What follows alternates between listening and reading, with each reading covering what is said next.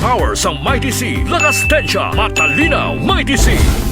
Patay ang 45 anyos nga asawa nga isa ka overseas Filipino worker o kun OFW sa Dubai matapos gintiro sang iyabana sa barangay Bangkal, Carles, Iloilo pasado las 11 sang aga Domingo, Agosto 16. Sa interview sang K5 News Ramsara kay Police Major Carl Jerome Tingala, hepe sang Carles Municipal Police Station, ginpahayag sini nga Agosto 11 sang nagpauli ang biktima nga si alias Rosila sa ila lugar sa sitio Cambaratong, Barangay Bangkal, Carles, Iloilo, gikan sa Dubai sa diin magasaulog kuntani isang birthday sang ila bata nga babayi Domingo nga adlaw Agosto 16. Samtang sang Sabado, Agosto 15 sang nagpadulo ang sospek nga si Jeffrey Labos Pacardo ukon mas kilala nga si alias Ati, isa ka mangunguma kag residente sang sitio Kabasan, Barangay San Andres, San Rafael, Iloilo sa Banwa sang Carles para sa kaadlawan sang ila anak. Sandig sa investigasyon sang kapulisan,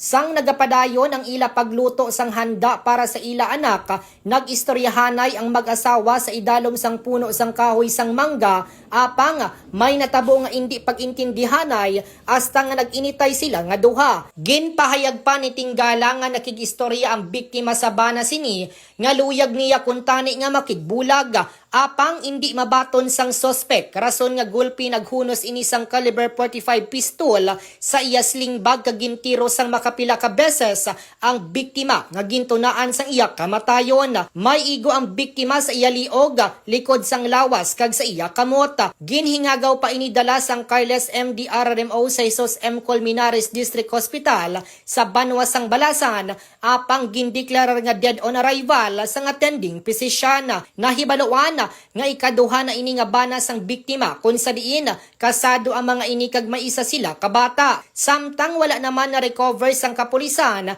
ang pusil nga gingamit sa krimen. Sa karon nagapakig-angot naman ang Carles Municipal Police Station sa pila ka mga istasyon sa kaiping nga kabanwahanan para sa hot pursuit operation sa sospek nga nakapalagyo. Balita nagikan sa Quinto Distrito, ini si K5 Reggie Di Mayo para sa kampiyon nga balita, serbisyo publiko kag kalingawan sa Quinto Distrito. K5 News FM. Ang D3 Bio, himo sang extra virgin coconut oil nga gin-opdan sang vitamin D3. Sa D3 Bio, dasig ka mag-ayo.